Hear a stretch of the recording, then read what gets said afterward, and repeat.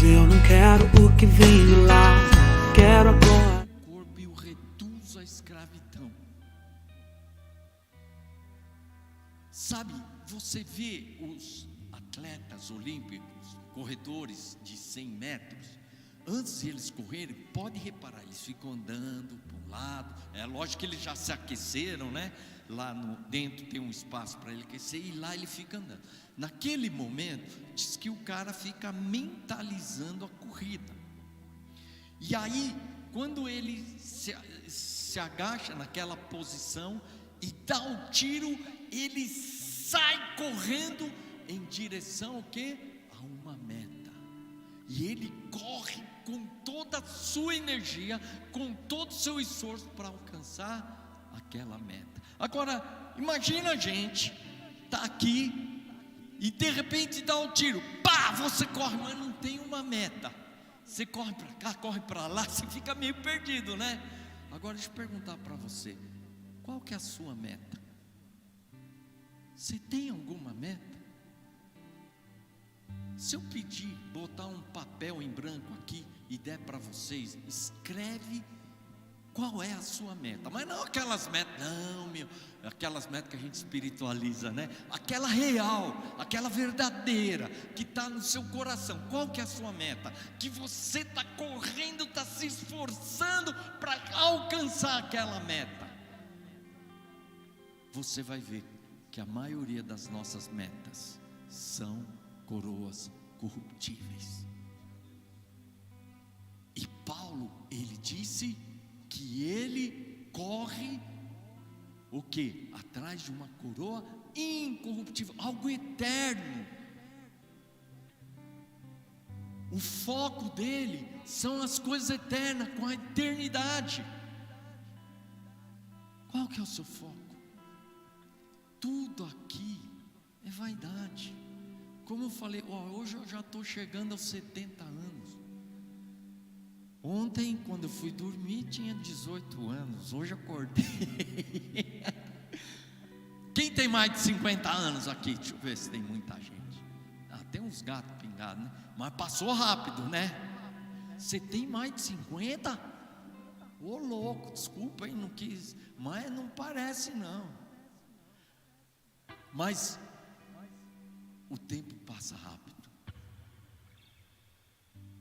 Eu vou dizer, a gente desperdiça a nossa vida com um monte. Eu vou dizer, como Salomão disse, é tudo vaidade. Sabe o que significa vaidade? A gente pensa que vaidade é aquele negócio que a mulher fica no espelho, né, se maquiando, né, cabelo, e tchan, e pinta a unha, e pá, aquela coisa toda. A gente pensa que vaidade é isso, não é? Mas a vaidade é a junção de duas palavras. O sufixo dade é que dá qualidade. Por exemplo, bondade, qualidade daquilo que é bom. Maldade é aquilo que tem qualidade de mal. E vaidade, o que é? O vai significa vão, vazio. Qualidade daquilo que é vazio. E nesse sentido, nós temos muita vaidade. Nós estamos correndo, feito uns doidos, como um atleta olímpico, querendo chegar lá. Atrás do que? Pura vaidade. Você vai chegar ali na linha e vai concluir. É vazio, é correr atrás do vento. Nós estamos correndo atrás do vento. Você já catou o vento alguma vez? Não tem nem como catar. Então,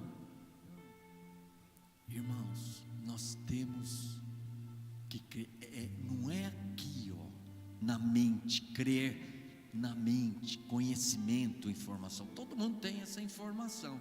Jesus ressuscitou, mas daqui para cá tem 40 centímetros. Até tem uma mensagem que diz assim: 40 centímetros para chegar no céu. O que é esses 40 centímetros? É daqui para cá. porque está aqui. Para ir para o céu, tem que chegar aqui. Só 40 centímetros. Mas é tão distante. Está tão distante, porque está muito aqui. Só aqui não serve. Por quê? O que o texto diz? Se no teu coração, não é na tua mente, é no coração, envolve corpo, alma, é com todo o seu ser. Você tem que crer no coração que Deus o ressuscitou dentre os mortos. Aí você vai ser salvo. Então, a salvação tem a ver com confessar a Jesus como Senhor. E olha, às vezes eu pergunto para mim mesmo, mas gostaria de perguntar para vocês: vocês conhecem alguém que realmente tem Jesus Cristo como Senhor, como Kyrios da vida dele? Aonde você olha para aquela pessoa, você anda com ela, tudo é Jesus, é por causa de Jesus, ele vive para Jesus, os sonhos dele não são deles, tudo que ele tem é de Jesus, é Jesus, Jesus. Você conhece essa pessoa? Eu acho que é uma coisa rara. Eu conheço muitos líderes, pastores, todos os lugares que eu já fui, e eu vou dizer, é muito difícil. É muito difícil. Aí a gente fala dos outros, né? Mais fácil de avaliar. Agora é você. E aí? Será que você realmente recebeu Jesus como seu Kyrios? Você homologou mesmo? Ou foi no embalo? Porque falar, não, eu recebo Jesus Cristo como seu, é fácil falar. Ora comigo agora. Senhor Jesus, eu te recebo como Papa. É fácil. Mas nós temos que ter essa consciência, homologar. Agora, o que está acontecendo hoje? Hoje se prega Jesus, mas como Salvador. Jesus vai te curar, Jesus vai te libertar, Jesus vai resolver os seus problemas, Jesus vai prosperar a sua vida, Jesus vai te tirar do fundo do poço, Jesus vai te curar, Jesus vai te libertar, Jesus Salvador, Jesus Salvador. Então a gente prega muito Jesus Salvador. Quem que não quer um Jesus Salvador? Todo mundo quer. Agora, quando você fala Jesus Senhor, onde tudo é dele, você se torna seu escravo, onde você abre mão dos seus sonhos e tudo que você é, tudo que você tem, e você só vai fazer a partir de agora a vontade dele. Quantas pessoas será que vão querer, hein? Então nós estamos pregando na igreja muito um Jesus Salvador, que é importante, mas temos que pregar Jesus Senhor. E a pessoa não pode receber a salvação pela metade, né? Será que dá para receber a vida eterna pela metade? Meia vida eterna? Acho que não tem isso, né? Ou é eterno ou não é? Não tem meia vida eterna. Então, primeiro ponto que eu estou trazendo para você. Tem mais 2 textos que eu quero abordar. Eu espero que eu não esteja sendo cansativo com muita informação. Mas se você confessar Jesus, homologar Jesus como Senhor, e no teu coração crer que Deus o ressuscitou dentre os mortos, será salvo. O segundo texto que eu quero, vocês não precisam abrir porque é um texto longo, é Marcos 10, 17 em diante, que é a história do jovem rico, que na verdade era um homem rico, que desde jovem ele seguia os mandamentos de Deus. Então, esse homem foi até Jesus e se ajoelhou.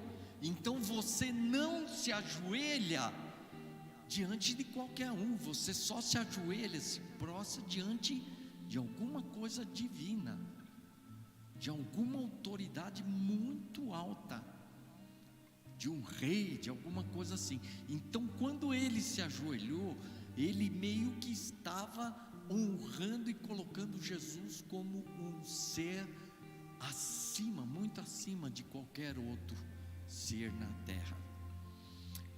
E ele faz um pedido: Jesus, que farei para herdar o quê? A vida eterna. É engraçado, para o judeu, a salvação, para eles, já tinha esse conceito de salvação como ter a vida eterna. Então ele pergunta para Jesus: que farei para herdar a vida eterna, para ter essa salvação? Aí Jesus perguntou para ele: você segue, honrarás sua mãe, teu pai, tal. Foi falando os mandamentos. E aí o homem disse assim: tudo isso eu faço desde a minha juventude. Então, desde que ele era jovem, ele seguia todos os mandamentos. Aí Jesus olhou para ele e disse assim que Jesus o amou. Jesus o amou e disse: só te falta uma coisa. E esse só te falta uma coisa é muito significante pelo seguinte: se esse homem rico estivesse mentindo, ele fosse um ganancioso, ladrão, ele corrupto, se enriqueceu de forma ilícita, Jesus já ia descascar o abacaxi em cima dele, não ia? Falar: você quer me enganar? Você não segue esses mandamentos de jeito nenhum, você está mentindo, você é um adúltero, você é um ganancioso, você é um corrupto. Jesus acabaria com o cara. Mas quando Jesus diz: só te falta uma coisa, significa que é verdade tudo que ele estava falando. Por isso que Jesus olhou ele e amou, porque viu ali uma pessoa boníssima, uma pessoa com caráter, uma pessoa íntegra, uma pessoa admirável, que quis a sua juventude e levava os mandamentos de Deus a sério. Então Jesus falou: olha, só te falta uma coisa. E Jesus o amou, viu isso nele, um homem preciosíssimo. E aí ele disse assim: vai, vende tudo que tem e dá aos pobres, e vem e me segue. Não é assim que a gente entende esse texto? Agora, você sabia que nessa expressão, vai, vende tudo que tem e dá aos pobres, e vem e me segue, entre essas duas frases, tem uma outra frase aqui, que é muito importante. Sabe qual é a frase? E a gente não lembra, e quando lê nem percebe. Jesus disse assim: vai, vende tudo que tem, dá aos pobres, e terás um tesouro no céu. Aí diz: e vem e me segue. Olha, ele colocou: terás um tesouro no céu. Por que Jesus colocou essa frase aí? O que esse homem queria? A vida eterna. Sabe o que Jesus está dizendo para ele? Ô fulano, você crê mesmo que existe uma vida eterna? Você crê? E você crê que eu posso te dar essa vida eterna? Você crê nisso? Então você faz o seguinte: você vai pegar tudo que você tem e você vai colocar lá no céu.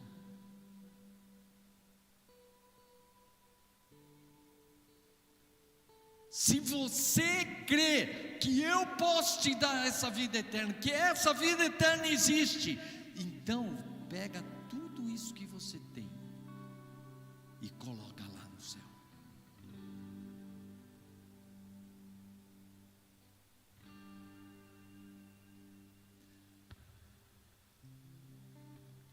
Será que você acredita que existe a vida eterna? Será que você acredita que Jesus pode te dar essa vida eterna? Será que você está disposto a abrir mão de tudo que você tem para ter essa vida eterna?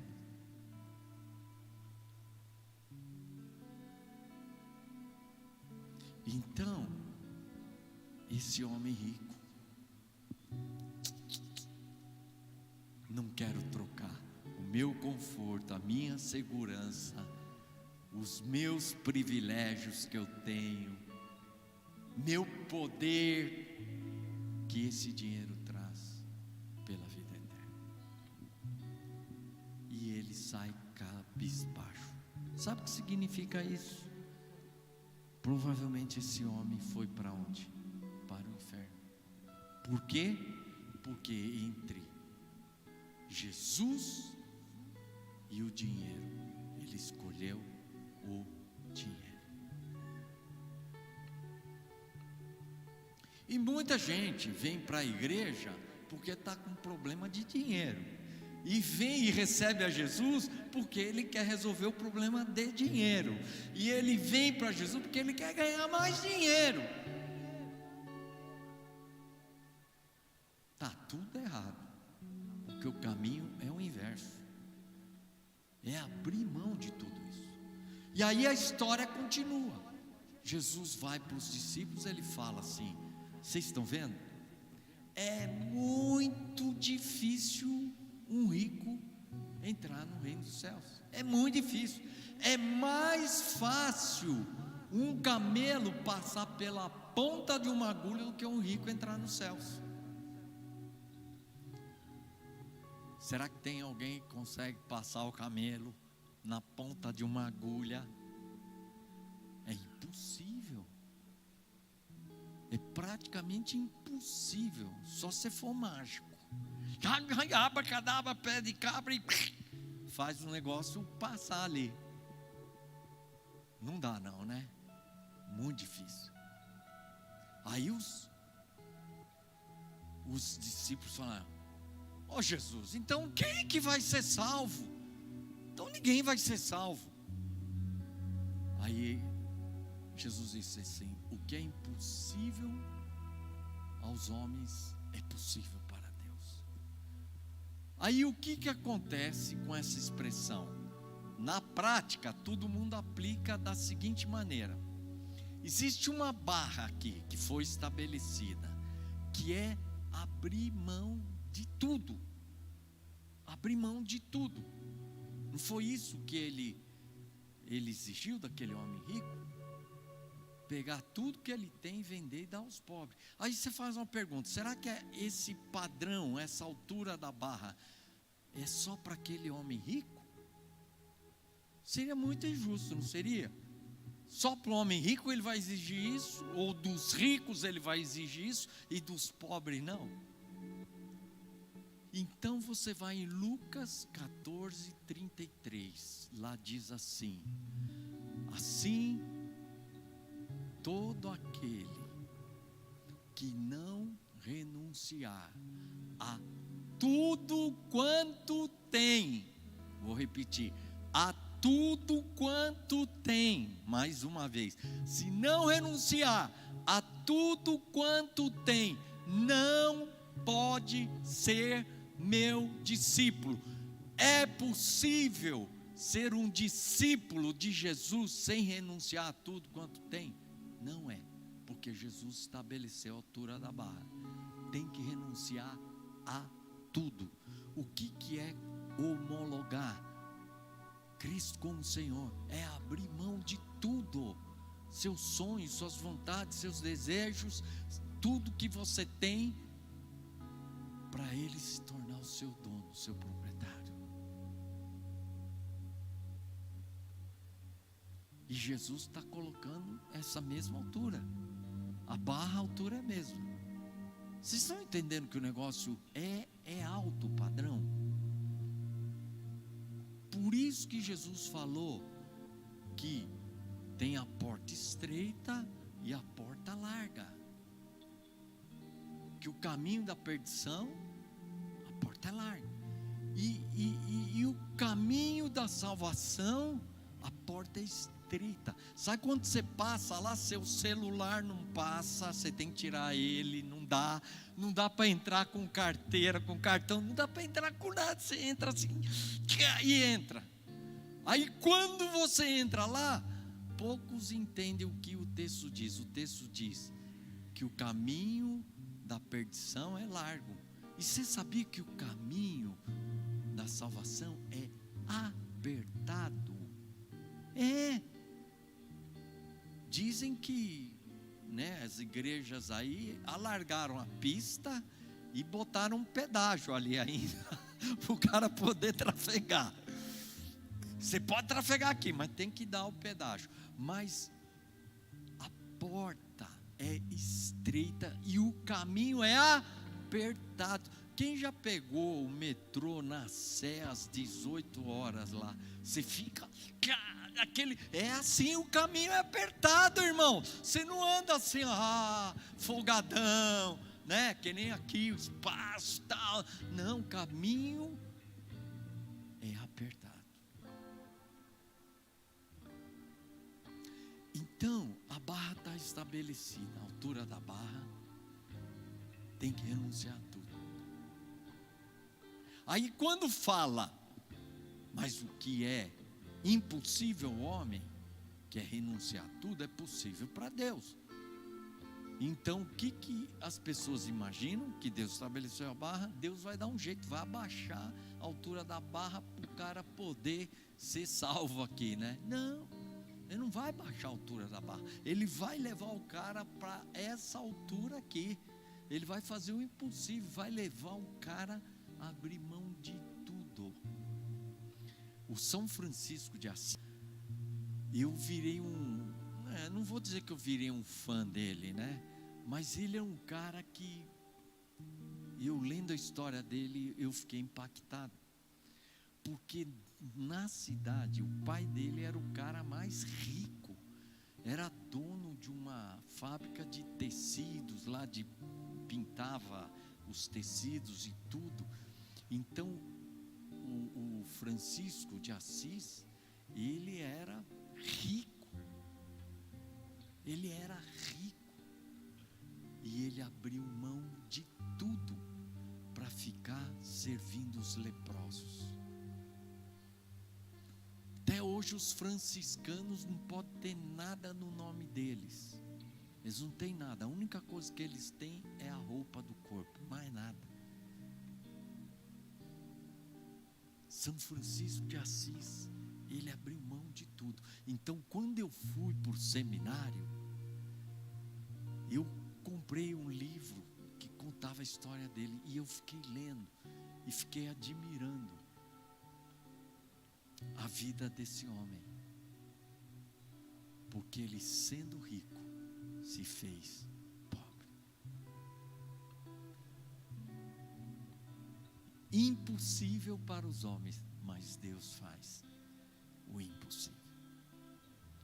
Aí a gente pensa que a história terminou aí, galego? Todo mundo termina a história aí, mas a história continua, irmãos. Todo mundo conhece a história até aí, não é verdade? E agora, o que vem a seguir a história? É cheio de surpresa, hein? Esse é o nosso problema. Quando a gente lê a Bíblia, eu vou dar um conselho, irmão: leia o contexto, venha acompanhando, que tem uma lógica, tem um raciocínio, porque se você não pegar o contexto do texto, aí você perde o ensino.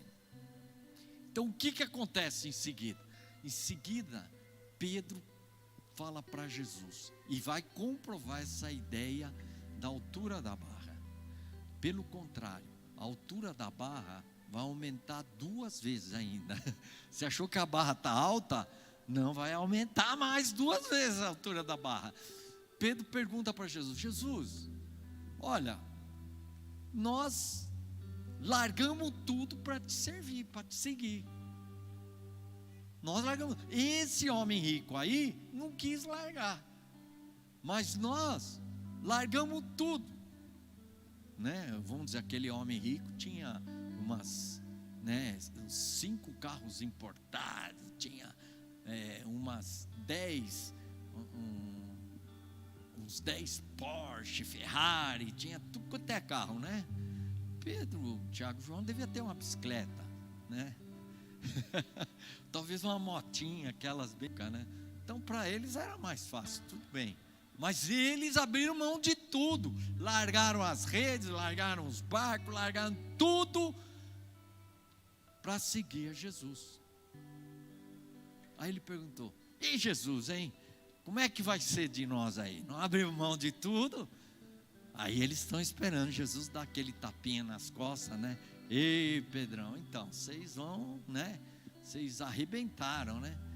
Mas Jesus, ele é fera, né? Ele foi mais fundo e aumentou a altura da barra mais 2 vezes. Sabe o que ele falou?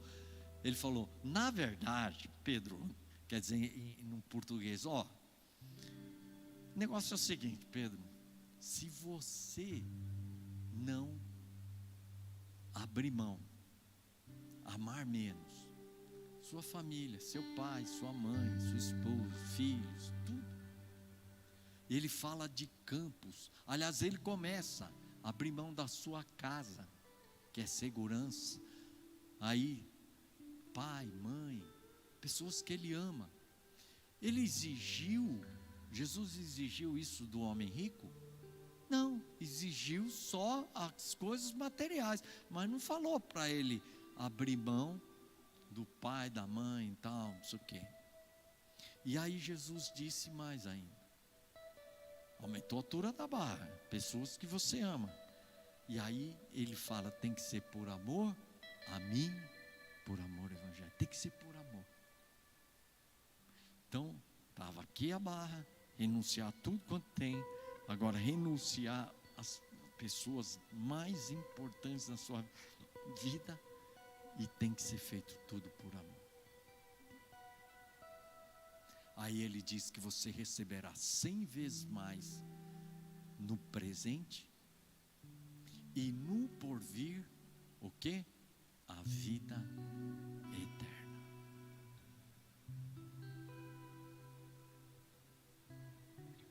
Vocês estão entendendo que a porta é estreita? Se vocês estão achando que a porta é larga, eu vou, Jesus vai fazer isso. Não, a porta é estreita. A grande confusão hoje na igreja é que, na verdade, se Jesus, e para entrar aqui, você quer entrar aqui, aí Jesus vai estar na porta falando: olha, você vai ter que renunciar a tudo que você tem que negar o seu erro, colocar tudo aquilo que você já conhece. Quantos que entrariam? Quantos que passariam por essa porta? Porque quando Jesus falou isso, muita gente vazou. Muita gente foi embora. Agora hoje a gente abre a porta e fala: vem do jeito que você está aí, vem como você estiver. Jesus depois vai dar um jeito, vai resolver todos os seus problemas. Quer dizer, irmão, se você veio para a igreja assim, eu vou dizer, não é bem assim não. Te enganaram, porque não é isso que Jesus fala. Ele coloca condições. Coloca ou não coloca? Ou é eu que estou impondo? A palavra é bem clara. A porta é estreita e o caminho é apertado. Você quer mesmo? Você quer realmente seguir? E olha, eu vou te dizer uma coisa, eu estou com 68, já estou com 78, olha. 68, não quero ter tanta pressa agora, que o tempo passa mais devagarzinho, né? Mas a gente acha assim, poxa, né? Você vai ficando mais velho, mais experiente, mais cheio de Deus, que as coisas vão ficando mais fáceis. Olha, eu vou dizer uma coisa. Se você quer levar Jesus a sério mesmo, as coisas não vão ser fáceis. Você vai receber pressão. Você vai, vai passar por lutas, por provações. Agora, se você quer levar uma vida meia boca, aí a coisa fica um pouco mais fácil. Mas você quer levar a coisa a sério? Você vai passar por lutas, por dificuldades. E parece que, sabe, cada vez você quer levar mais a sério a coisa, a luta vem. Mas só que tem uma coisa: Deus te dá graça para você enfrentar, seja o que for. Essa é a diferença. Você vai passar por situações difíceis, desesperadoras, mas a grande diferença é que passar debaixo da graça de Deus. Sabe, quando você lê lá Coríntios 12, onde, acho que é 14, onde fala: a minha graça te basta. Sabe esse texto? Por isso tem que estudar o texto inteirinho. Paulo ficou uns 10 anos clamando a Deus para tirar o espinho da carne. Não foi 1 ano, 2 anos, 3 anos, foram 10 anos pedindo para Deus. E aí, quando diz que ele orou, então Deus colocou esse espinho, ele ficou 10 anos, e Paulo orou 3 vezes, e 3 vezes, isso arremete ao que? Aquela ideia da oração de Jesus, quando ele 3 vezes clamou para o judeu 3 vezes, é uma insistente, é uma insistência insistente. Então, Paulo falou: Deus, eu não aguento mais esse espinho na carne. A resposta de Deus: Paulo, a minha graça te basta. Sabe que Deus está dizendo para Paulo? Vou traduzir para vocês, porque a gente lê e não entende isso, mas é isso que está acontecendo. Deus está dizendo para Paulo: Paulo, você quer saber uma coisa? Eu não vou tirar esse espinho da sua carne. Você vai viver o resto da sua vida com esse espinho na sua carne. Não é isso que Deus está falando? Deus falou: não, eu não vou tirar esse espinho, mas eu vou te dar a minha graça. E a minha graça te basta. Vocês estão entendendo o que está acontecendo aqui? É você viver com espinho na carne, mas recebendo a graça de Deus. E a graça de Deus é suficiente. Agora, por que esse espinho estava na carne de Paulo? Se você vai ler o texto diz lá: para que eu não me ensoberbecesse. Foi-me posto um espinho na carne para o quê? Para que eu não me ensoberbecesse.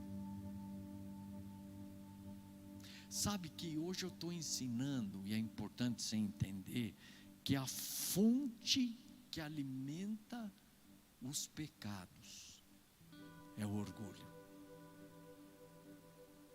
Tudo gira em torno do eu sou, do ego, o egoísmo, eu, tudo é eu. E Deus colocou um espinho na carne, para que Paulo não se ensoberbecesse. Se Paulo, a gente pode considerar, foi o homem, um dos homens na história da igreja mais cheio de Deus, mais cheio do Espírito Santo, mais maduro, mais cheio de revelação e entendimento, uma pessoa preparada para enfrentar de tudo. Se Paulo, um homem de Deus, um homem santo, puro, precisava de um espinho na carne, quem somos nós para achar que a gente não precisa de um espinho na carne, hein? Será que você não está precisando de um espinho na carne para ficar mais humilde? Hoje um pastor me ligou, e tem uns membros na igreja que entraram, que tão agressivo, rebelde. Ele falou assim: não estou aguentando, Marcelo, esses caras estão me tirando do céu. Aí eu falei para ele: isso aí é bênção, irmão. Rapaz, adora a Deus, glorifica a Deus. Se a tua igreja todo mundo fosse bonzinho, só pastor, você é maravilhoso, tudo era, você ia se ensoberbecer. Agora Deus precisa botar uns espinhos ali para manter você humilde. Será que no seu trabalho, na sua família, né, em muitas famílias tem o espinho na carne, não tem?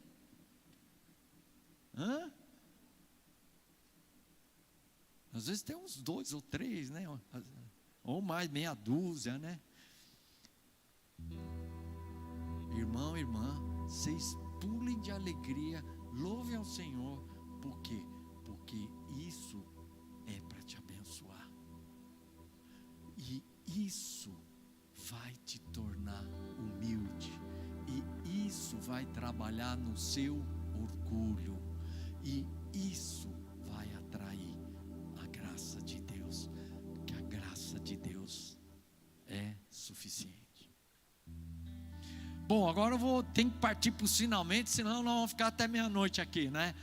Mateus 25, agora é o último, hein? Não vou falar mais, não me deixa pegar mais nenhum texto. Mateus 25, de 31 em diante. Jesus está ali, nesse texto, ele é como se ele tivesse dizendo assim: olha, eu vou passar para vocês um dos critérios de como eu vou decidir quem entra no céu e quem vai para o inferno. Então Jesus colocou em Mateus 25 um texto aonde ele deixa explícito, ele deixa claro qual é o critério que ele vai utilizar para dizer: entra no céu ou vai no inferno. Então eu vou resumir, né? Não vou ler o texto, mas vocês conhecem. É o texto que Jesus diz lá, que Jesus vai estar num trono assentado, e virão diante dele todas as nações, e ele vai separar à sua esquerda os cabritos e à sua direita as ovelhas. E ele vai dizer primeiro para as suas ovelhas: o que? Tive fome, tive sede, estava nu, estava preso, e vocês foram lá e me visitaram, me deram o que comer, papapá. E aí eles perguntam: peraí, Jesus, mas quando que nós fizemos isso para você? E ele disse assim: quando fizesse a um desses pequeninos, a mim o fizeste. Entra no reino, entra no céu. E aí ele voltou para os cabritos e disse: tive fome, tive sede, estava nu, estava preso, e vocês não fizeram nada. Aí eles perguntaram: mas quando nós deixamos de fazer isso? Quando vocês deixaram de fazer a um desses pequeninos, a mim vocês deixaram de fazer. Inferno. Então nós não cremos em salvação por obras, de fazer que a gente vai ser salvo porque nós levamos comida, visitamos o preso, visitamos o enfermo, demos roupa para o que estava nu. Nós não cremos que somos salvos pela obra, mas nós somos salvos pelo amor, pela compaixão dos pobres, dos necessitados. Então, eu creio que não é o único, mas um dos critérios que vai determinar quem entra no céu e quem vai para o inferno, sabe o que é? Amor, compaixão pelo pobre, pelo órfão e pela viúva, como colocam na Bíblia.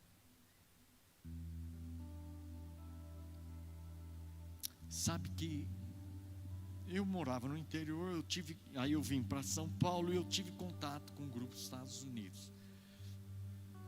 E eles trouxeram essa visão de compaixão, unir pastores, igrejas em torno da obra de compaixão para trazer um impacto social na cidade. E aí eu comecei a andar com eles, fui aprendendo, aí falaram, nós temos que fazer um negócio prático. Aí resolvemos, vamos lá na Cracolândia, e começamos a ir lá.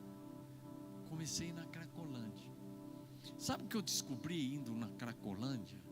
Eu descobri uma coisa, que eu não tinha compaixão. Eu acho que eu tenho um coração meio de samurai, de japonês e tal. E eu percebi que eu não tinha compaixão.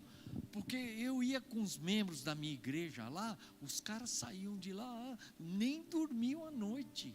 Porque aquilo parece o Apocalipse, aqueles filmes de fim dos tempos, né? Aqueles caras ali se drogando, fumando cachimbo ali, tudo deitado, tudo doido. E eu percebi que eu não tinha compaixão. E aí eu vi que eu precisava desenvolver compaixão. E aí perto da minha igreja, lá no CEAGESP, tinha uma favela. E eu olhava aquela favela e falei assim, eu vou entrar nessa favela. E eu entrei e encontrei uma casa e falei, eu posso começar a fazer uma reunião aqui, um culto aqui nessa casa? Ah, pode. Ele abriu a porta. E toda terça-feira eu comecei a ir na favela. Toda terça-feira. E eu sou uma pessoa que venho repensando igreja e vida cristã. Faz uns 15, 20 anos estou repensando. E eu tenho percebido e sentido que tem algo que a igreja perdeu. Então Deus tem me trazido muito entendimento, muita revelação. Mas sabe quando a coisa começou a explodir? Quando eu comecei a ir nessa favela. Aí eu abri uma casa, e estou querendo abrir novamente, né? Uma casa para moradores de rua, homens viciados, a maioria deles são viciados. Eu abri uma casa, e abri uma casa para mulheres em risco de violência.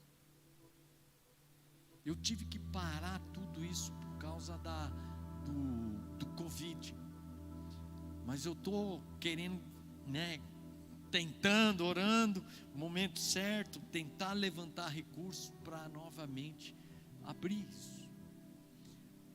Mas aí as pessoas pensam, nossa, Massal, você tem compaixão, né? Olha o que você está fazendo aí por essas pessoas. Aí eu dizia assim, não, é o contrário, eu não tenho compaixão. Eu tenho consciência disso. E porque eu não tenho, é que eu estou me esforçando para crescer na compaixão.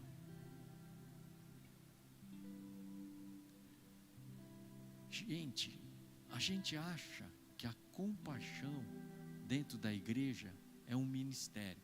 Ah, não, a minha igreja tem um ministério de compaixão, eles fazem sopão, eles recolhem roupa, eles levantam recursos para ajudar o pessoal lá que estão sofrendo lá com a chuva, inundação, tal, e pá, então a minha igreja, ela tem muita compaixão. Gente, não é a igreja, porque não é a igreja que vai ser julgada, é cada um de nós. E aí Jesus vai perguntar para você, você teve compaixão? Eu estava passando fome, eu estava nu, eu estava doente. Ah, mas isso aí é ministério do pastor, ou é o ministério do irmão João, da irmã Antônia, e é eles que têm o ministério de visitar enfermos. Ministério é uma coisa, compaixão é outra. O que eu estou falando para vocês, vocês têm compaixão pelas almas? Quem verdadeiramente tem compaixão vai ter obras, mas fazer as obras nem sempre significa ter compaixão. Vocês estão entendendo? Mas se tem compaixão, você vai ter obras.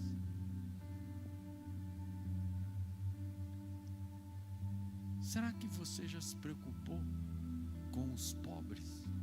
Olha só que interessante, em Gálatas, Pedro, Tiago e João chegam para Paulo e Barnabé e dizem assim: olha, vocês dois aí é o seguinte, eu, Pedro, Tiago e João, nós fomos chamados para pregar para os judeus. Vocês, nós queremos abençoar vocês para pregar para os gentios. Mas eu quero dar uma recomendação. Uma recomendação. Olha a situação. Paulo e Barnabé estão sendo enviados para pregar para os gentios. E eles dão uma recomendação, eu daria umas 10.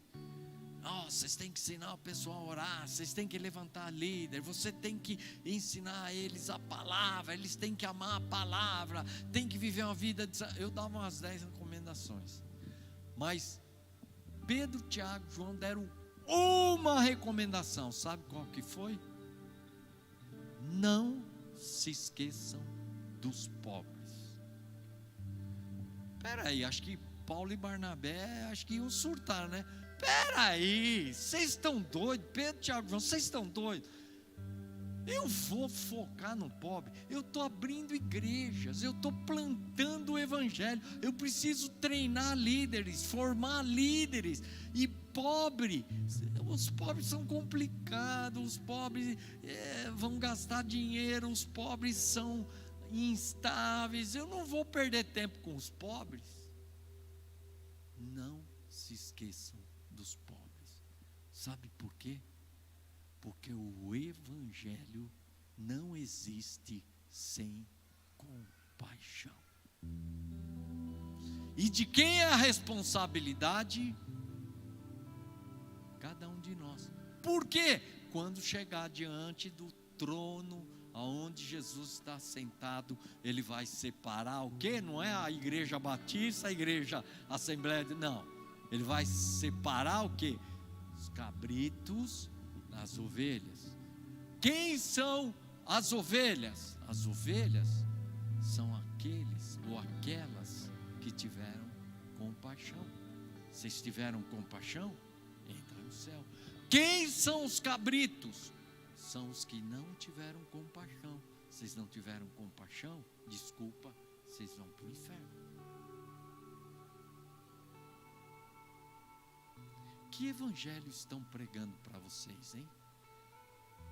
Que evangelho vocês estão ouvindo? Esse evangelho de ser rico, ser conquistador, que você vai comer o melhor da terra, que você é cabeça e não é cauda? É esse evangelho que você está seguindo? É esse evangelho que estão pregando para vocês?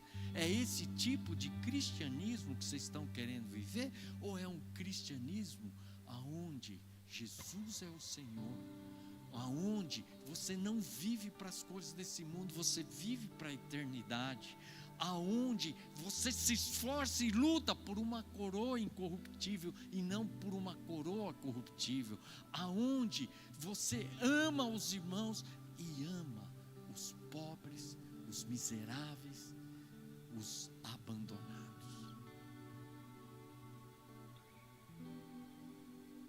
Sabe o que vai acontecer? Quando chegar lá no céu, muita gente vai ser que nem aquela bola na trave. Pá, bateu na trave. Quase que entrou. Mas não vai entrar. Infelizmente, muitos vão chegar lá no céu. Falar, mas Jesus, como assim? Eu não vou entrar. Poxa, eu dei o dízimo, eu não faltava nos cultos, eu li a Bíblia, orava, eu jejuava. Bom, todos os fariseus faziam isso até mais. E foram tudo para o inferno. Cadê o amor? Cadê a compaixão? Cadê o senhorio de Cristo nas nossas vidas? Cadê o coração onde tudo está colocado na eternidade?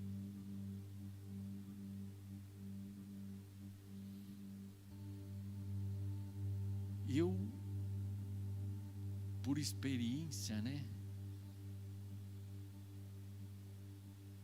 Eu acredito que talvez 60%,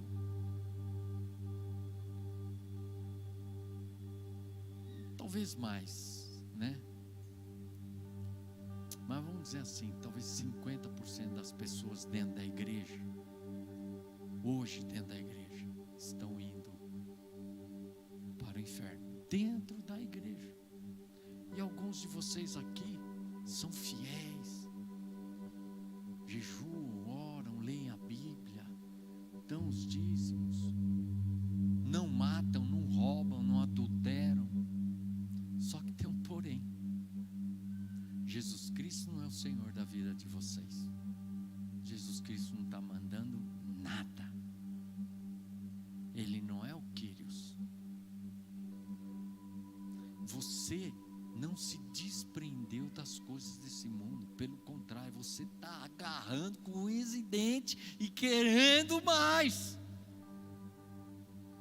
Você está buscando um sucesso nesse mundo e não um sucesso na eternidade. Você está correndo atrás de uma coroa corruptível e não da incorruptível.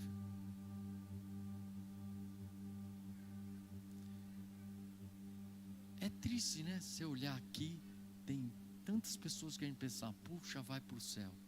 E infelizmente são poucos. A Bíblia fala, muitos serão chamados, mas poucos os escolheram. Então, quando a gente fala de separar das cabras e das ovelhas, né? Então a gente fala de muitos e poucos. Eu já estou terminando, viu? Vou terminar. De muitos e poucos. Então, a gente pensa, quando ele vai separar as cabras das ovelhas, a gente pensa que é 50%, 50%. Não é assim, mais ou menos, na nossa cabeça, a gente pensa em igualdade, né? Mas quando você pensa em muitos e poucos, significa o seguinte: 50-50 não é muitos e poucos. 60-40 também não é muitos e poucos. O que é muitos e poucos? Eu acho que é uns 10%, 5%. Então, o que vai acontecer? Quando ele separar as cabras, vai dar 80%. Então, de um grupo de 1.800 vão para cá. E aqui vai sobrar 200. Ou de 100, 80 vem para cá. E um grupinho de 20, ou de 10, né? 90 para cá, 10 aqui. Então, eu acho que nós estamos vivendo hoje um cristianismo. Tem um filósofo chamado Zygmunt Bauman, não sei se você ouviu falar dele. Ele falou da sociedade líquida. Nós estamos vivendo uma era onde nós estamos vivendo um evangelho líquido, diluído. E talvez você que está ouvindo a minha mensagem vai pensar, nossa, esse Massal acho que é muito radical. Mas leia esses textos. Leia esse texto, estude e veja se o que eu estou falando é o Massal ou é a palavra. Amém? Feche os seus olhos.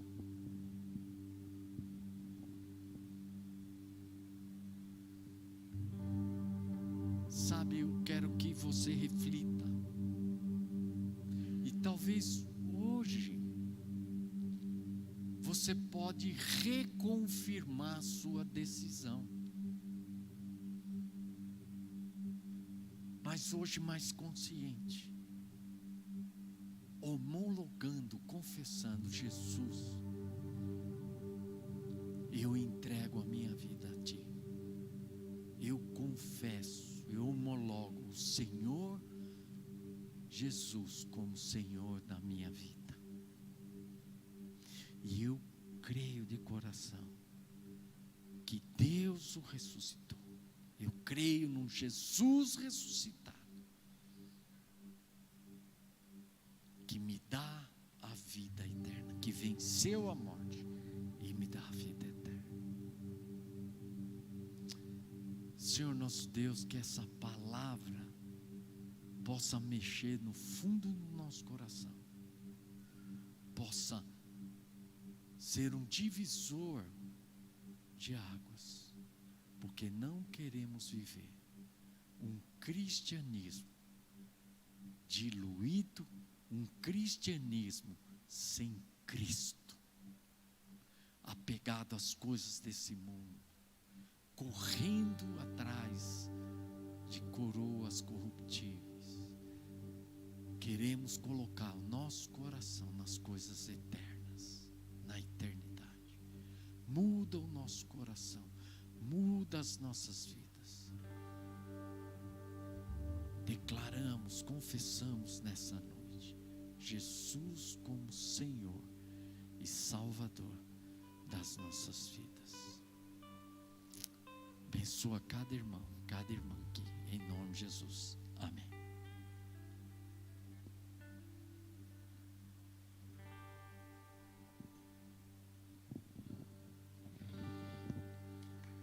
Glória a Deus.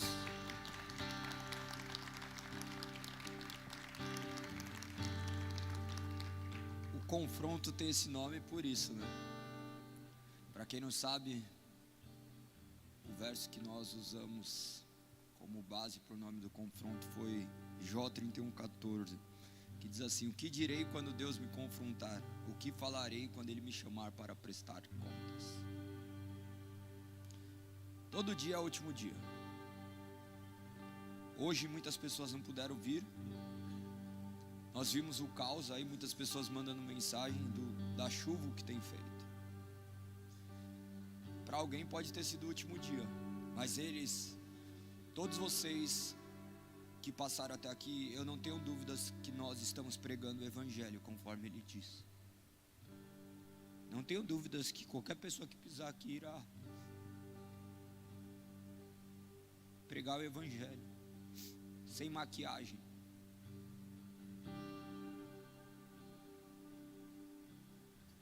Vocês não serão iludidos. A realidade é dura, mas temos a confiança que não mais viveremos pelas nossas forças, mesmo a realidade sendo dura.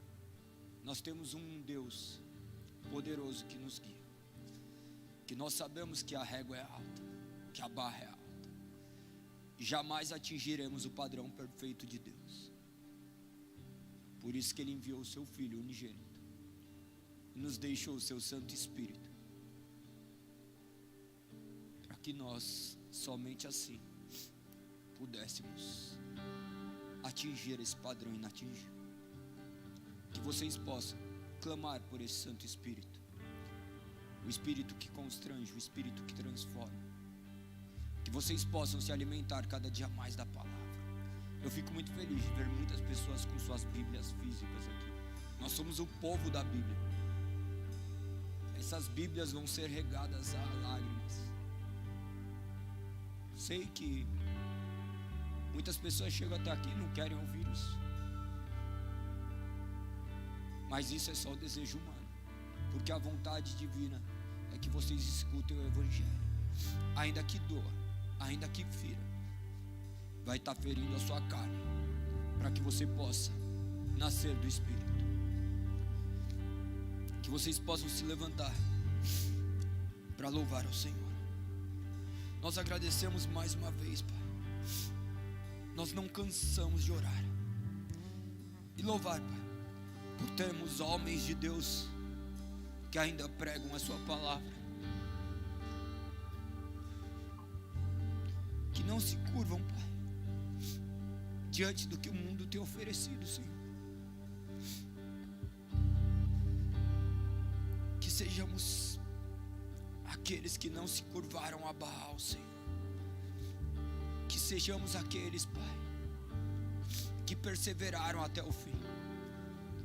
Que sejamos aqueles, Pai, que não lutam em vão, como se estivessem apenas dando socos ao ar. Que sejamos aqueles, Senhor, que aponta para o alvo e avança.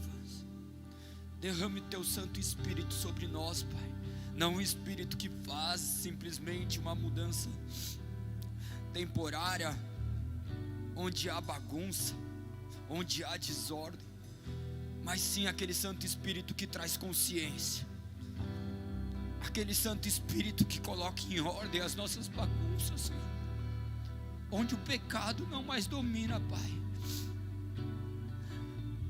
onde as vozes que louvam ao Senhor são usadas somente para engrandecer Teu santo nome, não aquele Santo Espírito que faz apenas a gente louvar aqui e lá fora amaldiçoar o irmão, Senhor. Derrame o Espírito que muda, que transforma, não esse falso espírito, o falso fogo, Senhor. Derrame sobre nós, Senhor, a verdade poderosa que pode mudar e restaurar a vida, Senhor. Nós te clamamos por isso, Pai. Nós clamamos, Senhor, nós cansamos de correr pelas nossas próprias pernas. Nós somos fracos, Senhor, mas servimos a um Deus forte, poderoso, que não há nada que não possa fazer. Que não sejamos aqueles que erguemos a mão aqui diante de Deus e depois erguemos a mão para o próximo, para as nossas esposas, que agredimos nossos filhos, Senhor. Transforme, Pai. Nós nada temos, Senhor, a não ser Ti. Nós nada temos, nós nada queremos a não ser Teu Santo Espírito, Pai. Nós cremos no poder do Teu Santo Espírito em regenerar e transformar a alma, Senhor. Que essa palavra constranja o nosso coração e questionemos, que examinemos a nós mesmos, Senhor. Nos abençoe. Que diante da Sua presença o tempo, Pai, seja apenas uma fagulha. Que possamos querer viver eternamente nesse lugar, Senhor. Que não nos preocupemos quando estamos diante da Sua presença. Que não tenha nada mais importante, Pai, pois algum dia nós estivemos no mundo e o tempo parava, Senhor. E diante da Sua presença o tempo tem sido escasso. Vivemos pouco tempo na Sua presença, Senhor, e Tu sabes disso. Nós podemos olhar nossos celulares, vemos hoje, Pai, como o nosso tempo tem sido controlado por homens. Quanto tempo nós temos gasto em oração e leitura da Sua palavra, em conhecimento das Suas verdades, Senhor. Não gastamos mais tempo ao Seu lado, Senhor. Por isso que vivemos esses tempos duros, esses tempos obscuros, Senhor.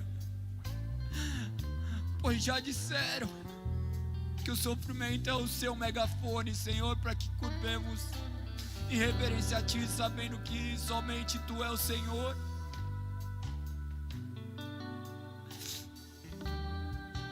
Senhor, nos acalme, Senhor, traga paz.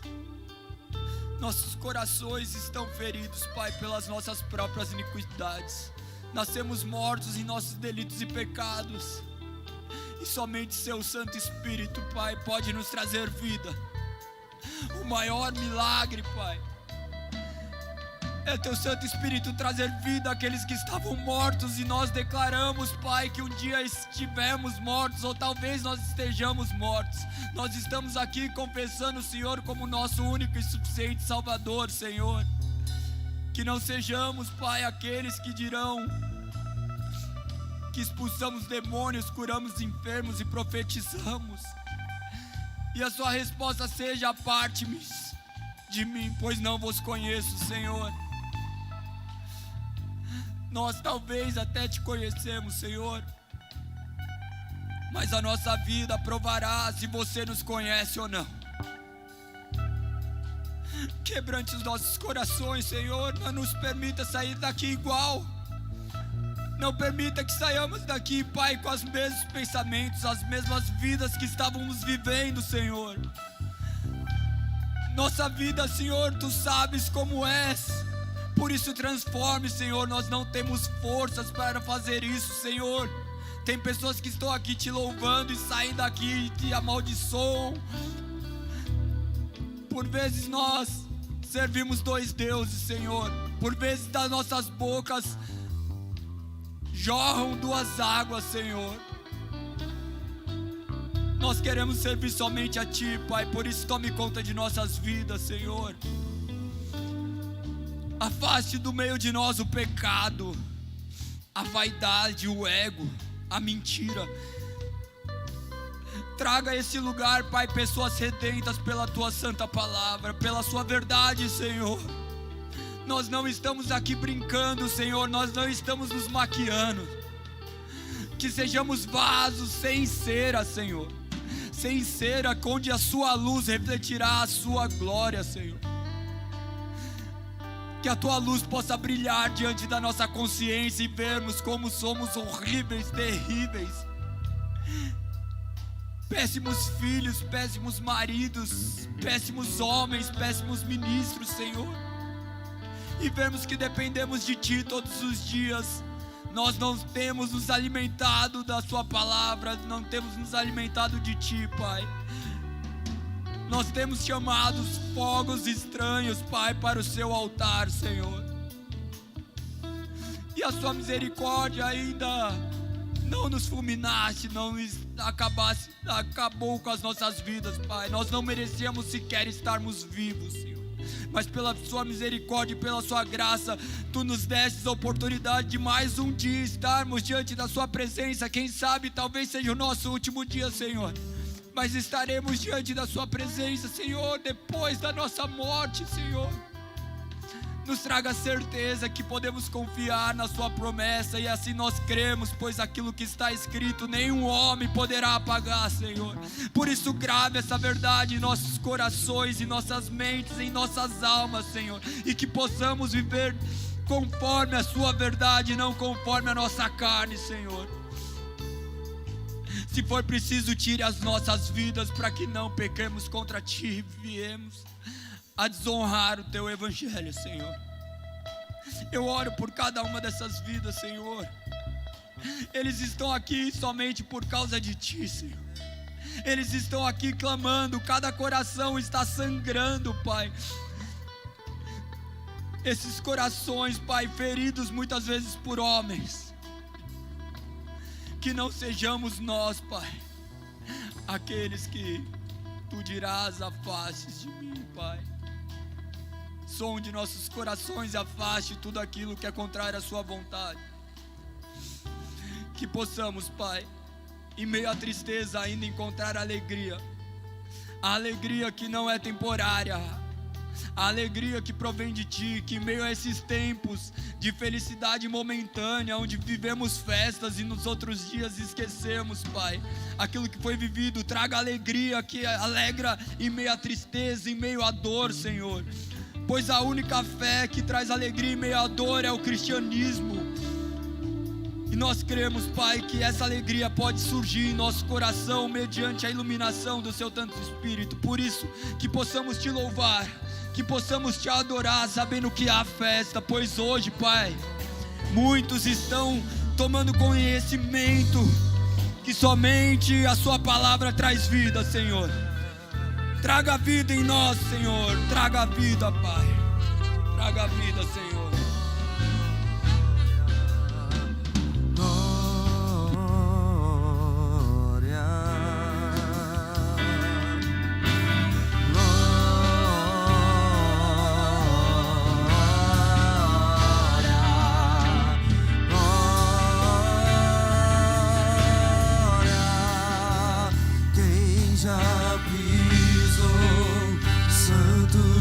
Santos em outro lugar, não sabe viver e onde estiver, amar pela glória, a glória de Deus.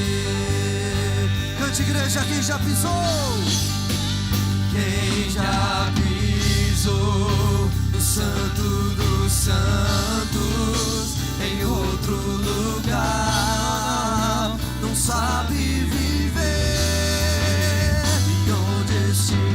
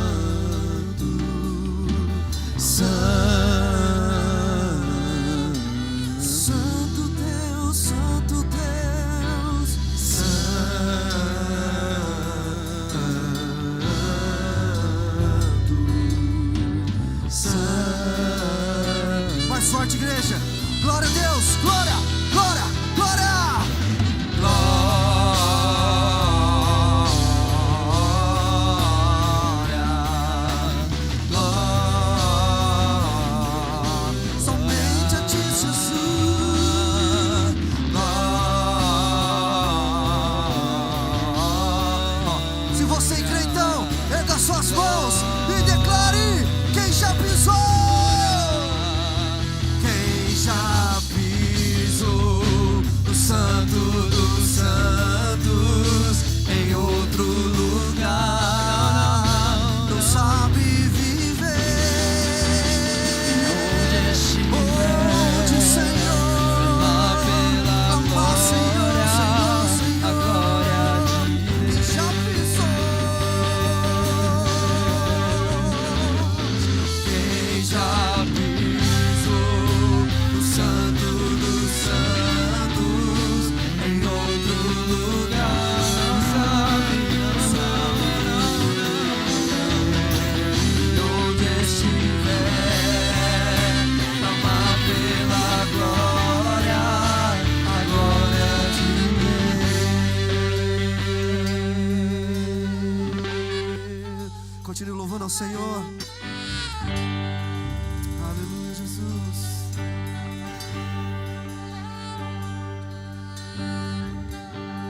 Santo, santo,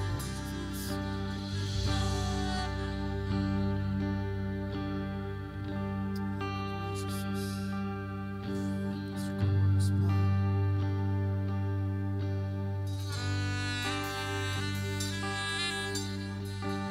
É Deus. Nós te louvamos, Pai.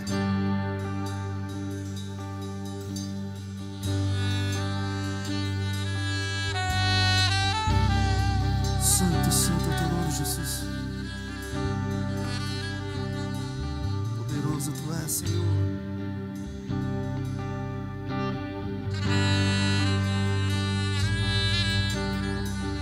É, Senhor.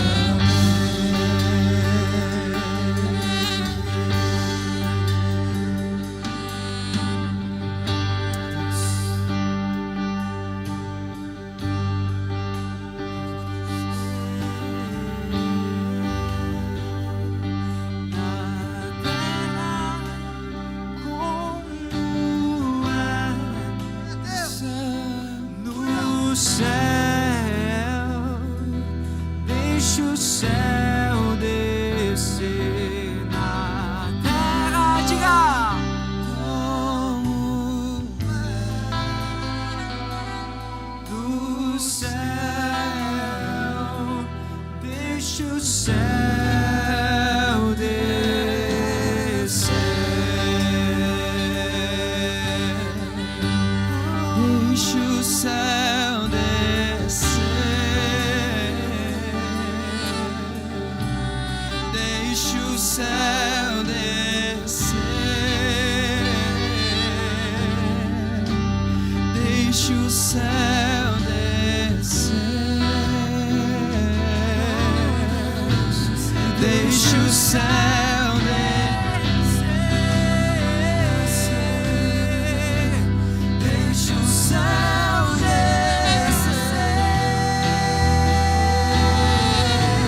Deixa o céu descer. Deixa o céu descer.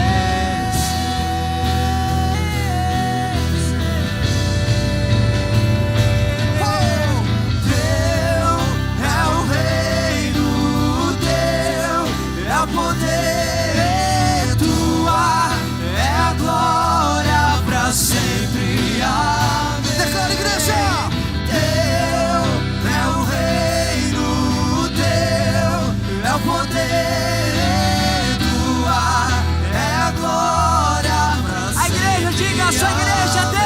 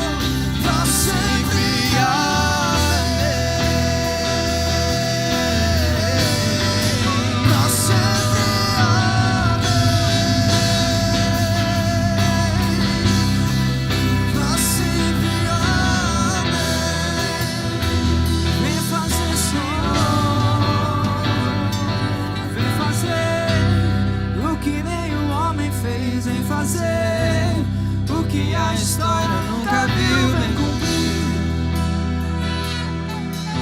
Aviva a luz em fazer o que nenhum homem fez, vem fazer o que a história nunca viu, vem cumprir.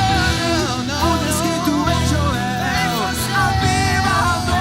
Aviva a luz em fazer o que nenhum homem fez, vem fazer o que a história nunca viu, vem cumprir. O descrito em Joel. Aviva no Senhor.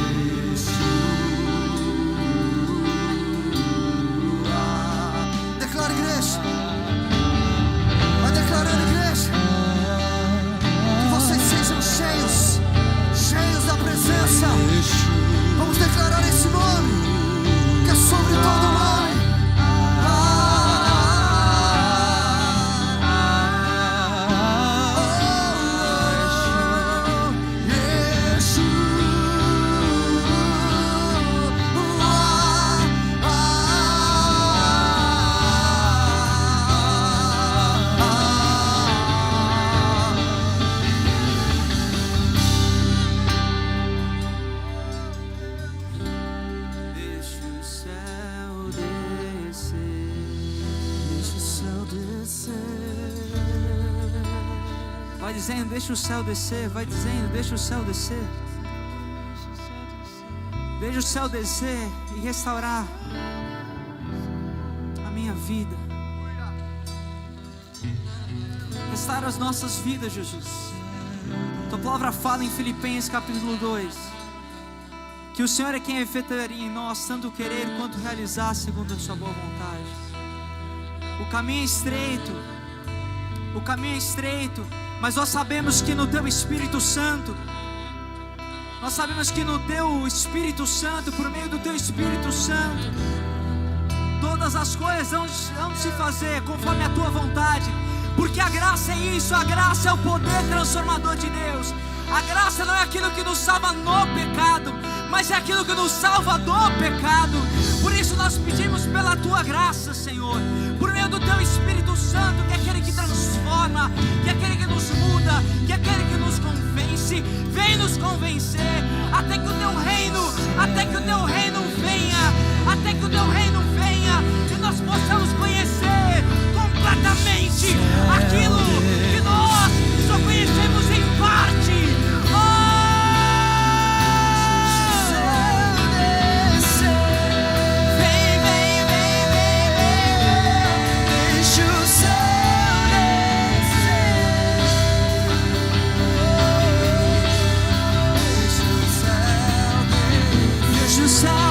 Deixa o céu, Teu reino declara a igreja. Diga a Ele com todo o seu fôlego. É o poder e Tua é a glória para sempre. Amém. Teu é o reino, Teu é o poder e Tua é a glória para sempre. Igreja!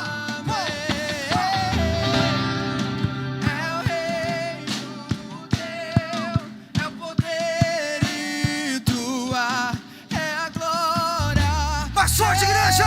Declare! Teu é o reino, Teu é o poder, Tua é a glória pra sempre. Amém.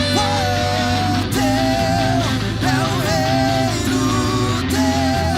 Teu é o poder, Tua é a glória pra sempre.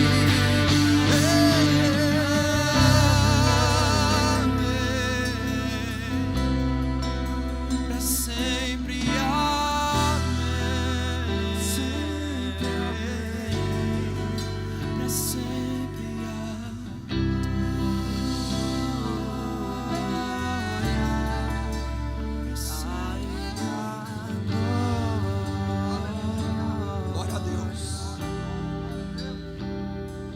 Meu Deus. Meu Deus. Glória a Deus. Sempre amém.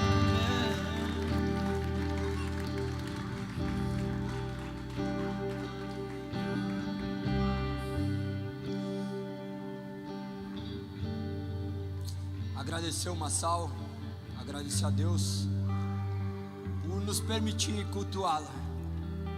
Nós vivemos no país onde nós temos livre acesso ao Evangelho, e Deus tem derramado o seu Santo Espírito sobre o seu povo para que clame pelas almas que necessitam ainda escutar o Evangelho. Vocês estão sendo cada dia mais capacitados para isso. Nós temos ministrado aqui o Evangelho de maneira expositiva. Nós temos seguido o Evangelho de Marcos. Algum dia nós terminaremos ele e chegar e receber uma mensagem poderosa como essa vindo do Senhor Massal. É um privilégio. Você é muito bem-vindo aqui. Esse é o Evangelho do Reino. Que Deus capacite o coração de vocês para escutar esse tipo de mensagem. Nós vivemos num mundo justamente desse, né?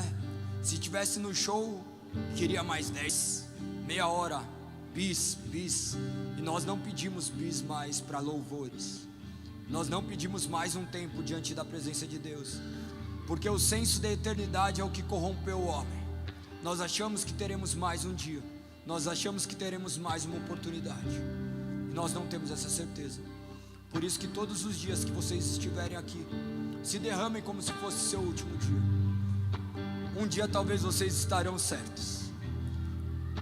Ou um dia talvez Ele volte e veja o lugar que nós estamos. E só estaremos nesse lugar porque Ele nos colocou aqui.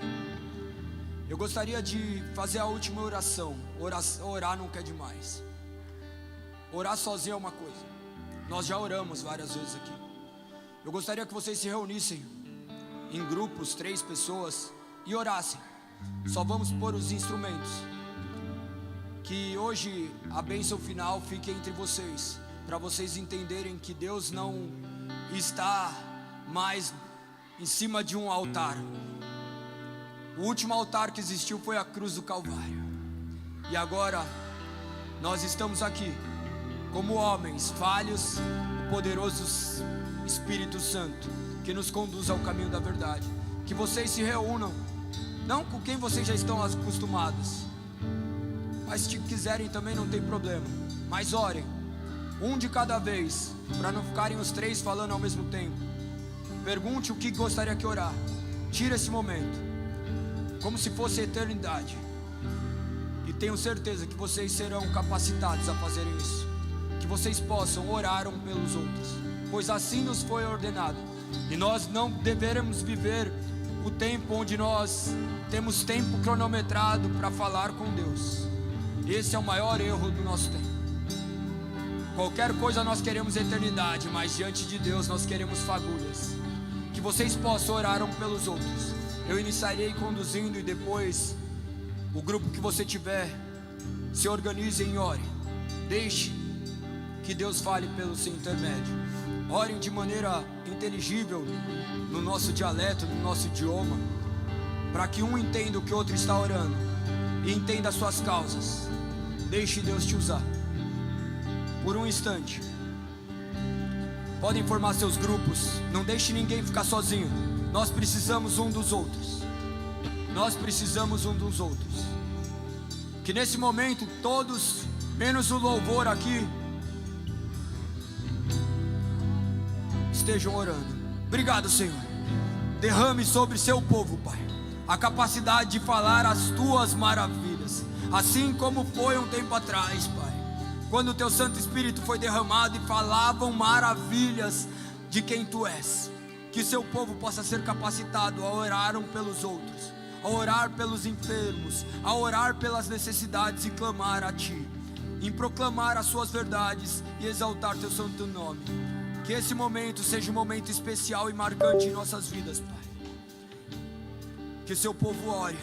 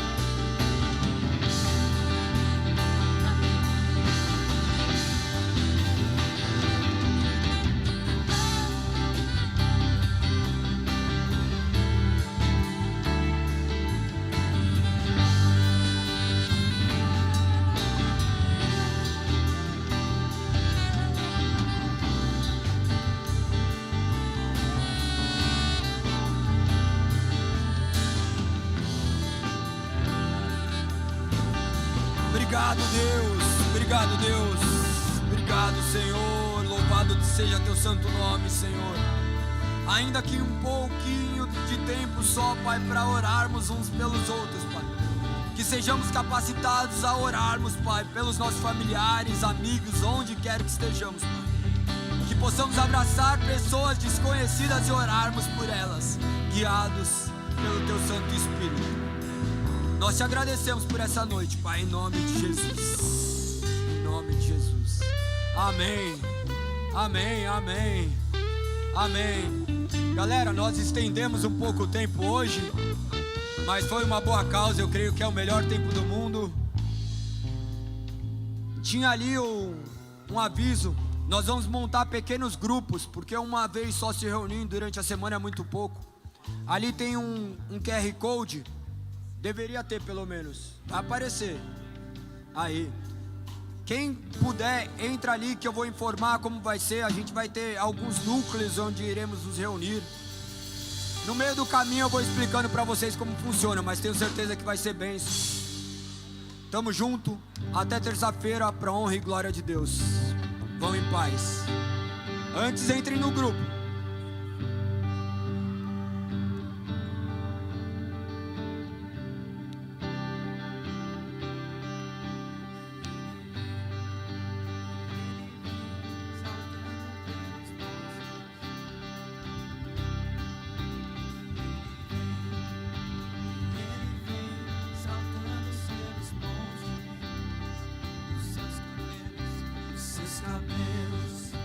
Seus cabelos são brancos como a neve. E os seus cabelos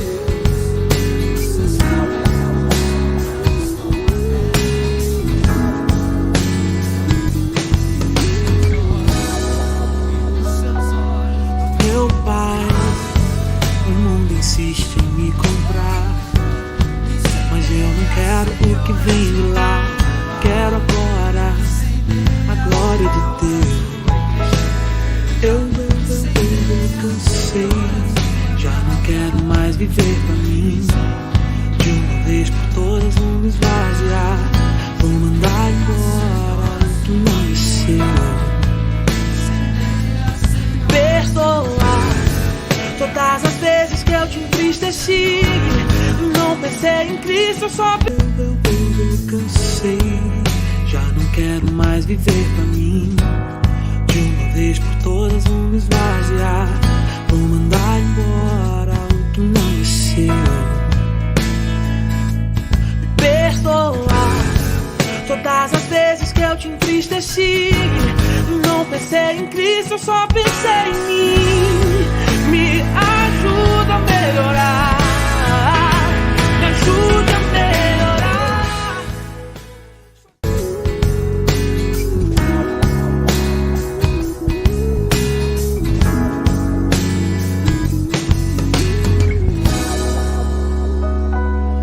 Meu pai, o mundo insiste em me comprar, mas eu não quero o que vem de lá. Quero agora a glória de Deus. Eu cansei, já não quero mais viver pra mim. De uma vez por todas vou me esvaziar. Vou mandar embora o que não é seu.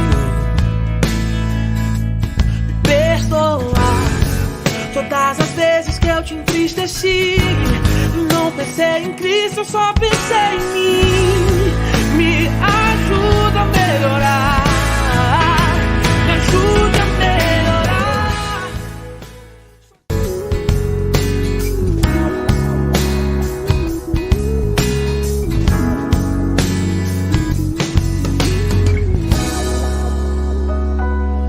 Meu pai, o mundo insiste em me comprar, mas eu não quero o que vem de lá.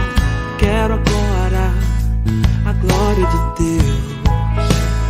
Eu cansei, já não quero mais viver pra mim. De uma vez por todas vou me esvaziar. Vou mandar embora o que não é seu. Perdoar Todas as vezes que eu te entristeci, não pensei em Cristo, eu só pensei em mim. Me ajuda a melhorar, me ajuda a melhorar.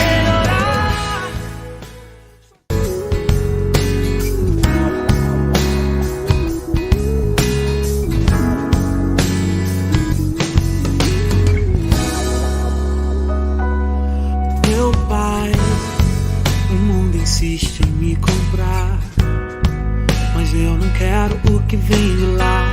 Quero agora a glória de Deus. Eu cansei, já não quero mais viver pra mim.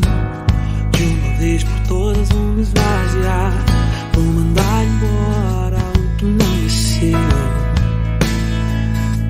Me perdoar todas as vezes que eu te entristeci, não pensei em Cristo, eu só pensei em mim. Me ajuda a melhorar, me ajuda a melhorar.